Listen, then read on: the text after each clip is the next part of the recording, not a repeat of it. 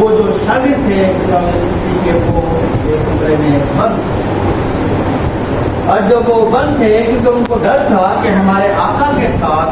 ہمارے مالک کے ساتھ، ہمارے خداوند کے ساتھ انہوں نے رومی حکومت نے یہ کیا ہے تو ہمارے ساتھ کیا کچھ یہ نہ کریں گے۔ تو اس ڈر کی وجہ سے، اس خوف کی وجہ سے وہ ایک کمرے میں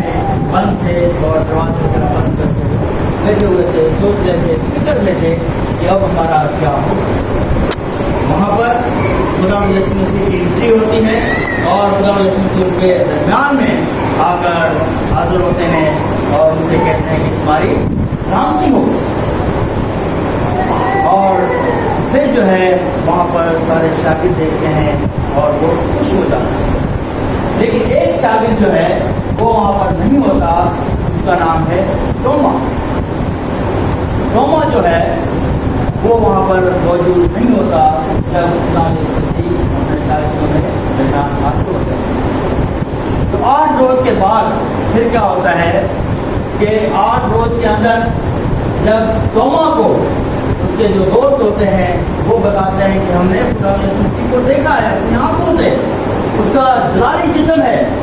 وہ مردوں میں سے جی اٹھا ہے، ہم پر ظاہر ہوا ہے۔ لیکن توما جو ہے وہ یقین نہیں کرتا، وہ کہتا ہے کہ جب تک میں اس کے ہاتھوں کو نہ دیکھ لوں، اس کے سوراخوں کو نہ دیکھ لوں اور اس کی جو پارا لگا تھا وہ نہ دیکھ لوں اپنی آنکھوں سے، تب تک میں یقین نہیں کرتا۔ اور دیکھتے ہیں کہ ہر بات کا خدا کو پتہ چل جاتا ہے، کسی کو پتہ چل جاتا ہے، اور 8 روز کے بعد یسوع مسیح دوبارہ پھر وہاں پر حاضر ہوتے ہیں ان کے درمیان میں، اور ان سے دوبارہ یہی کہتے ہیں کہ تمہاری سلامتی ہو، اور وہاں پر ہمارا رسول جو ہے وہ موجود ہوتا ہے، اور وہاں پر ڈائریکٹ جو ہے خداوند یسوع مسیح توما سے مخاطب ہوتے ہیں، توما کو کہتے ہیں کہ تو میرے ہاتھوں کو دیکھ لے اور تو میرے جسم کو دیکھ لے، اور یہ ان جسم ہے جس کو صلیب پر جس کو تیر لگائے گئے، وہی جلالی جسم ہے جو کہ سے جی اٹھا ہے اور میرے سامنے ہے، اور پھر وہ دیکھتا ہے یہ میری خداوند۔ اور اگر میں کہتا ہوں کہ یہاں پر توما رسول جو ہے وہ شک نہ کرتا تو ہمارے لیے اگلی آیت جو ہے وہ نہ کہی جاتی۔ اس کے شک کرنے کی وجہ سے ہمارے لیے، ہم سب کے لیے، ایمانداروں کے لیے اگلی آیت پیش کی گئی ہے کہ مبارک ہیں وہ لوگ جو بغیر دیکھے مجھ پر ایمان رکھتے ہیں۔ کسی نے بھی خدا کو نہیں دیکھا لیکن ہمارا یہ ایمان ہے، ہمارا یہ یقین ہے کہ اس نے میرے لیے، آپ کے لیے اور ہر دنیا کے لیے بھیجا، اور مسیح نے جان دی اور تیسرے دن میں سے جی اٹھا۔ اور ہم دیکھتے ہیں کہ اس شک کی بنیاد پر جو ہے ہمارے لیے اور مبارک ہیں وہ لوگ جو بغیر دیکھے ایمان لاتے ہیں، اور ہم خدا کی قدرت کو دیکھتے ہیں اور خدا کا اظہار کرتے ہیں، ہم ایمان رکھتے ہیں، بھروسہ رکھتے ہیں، یقین رکھتے ہیں، کیونکہ ہمارا خدا اور مسیح ہی ہے جو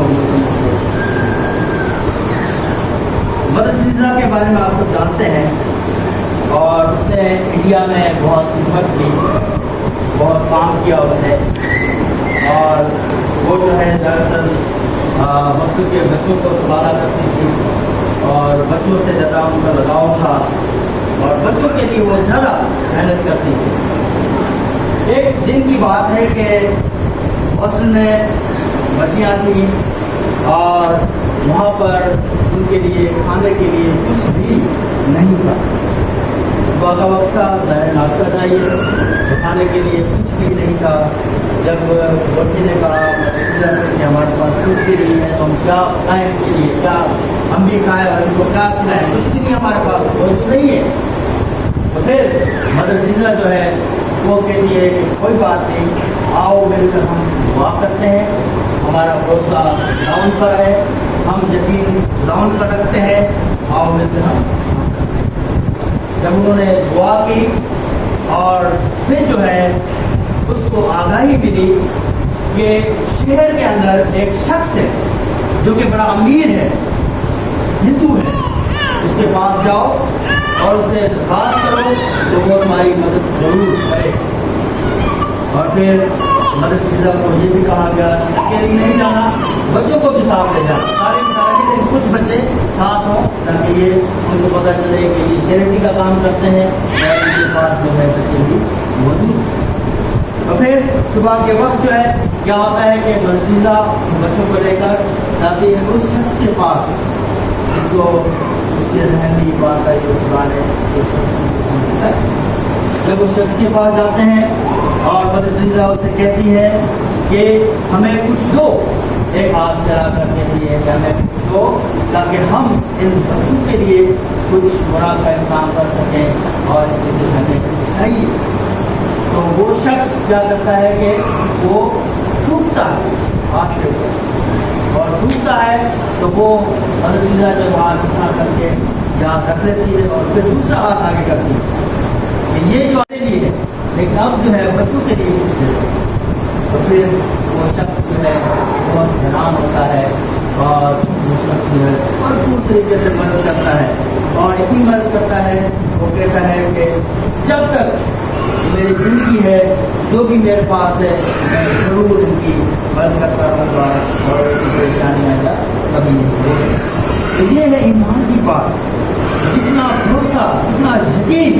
مدد فیضا کا جو ہے وہاں پر تھا۔ بے شک تکلیف ہوئی اس کو، اس کے ہاتھ پہ تھوکا گیا لیکن اس نے برداشت کیا، اس نے کوئی ایسی بات نہیں کہی کیونکہ اس کے ذہن میں یہ بات تھی کہ یسوع مسیح نے برداشت کیا ہے اور اس کا ایمان تھا کہ میں جو دوسرا ہاتھ پہ آؤں گا مجھے ضرور یہ دے گا اور خدا نے مجھے بھیجا ہے تو خدا اس کے دل کو ضرور نرم کرے گا۔ اسی طرح کہتے ہیں دو شخص تھے،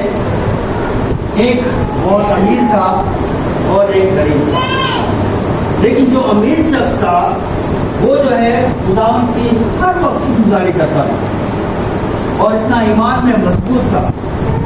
اتنا کچھ تھا اس کے پاس، بہت کچھ۔ اور ایک طریقے سے یہ کہتے ہیں کہ اس نے موسیٰ جو نبی ہے اس سے کہا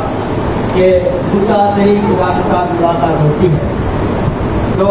خدا کے پاس جانا اور اس سے کہنا کہ میرے پاس بہت کچھ ہے،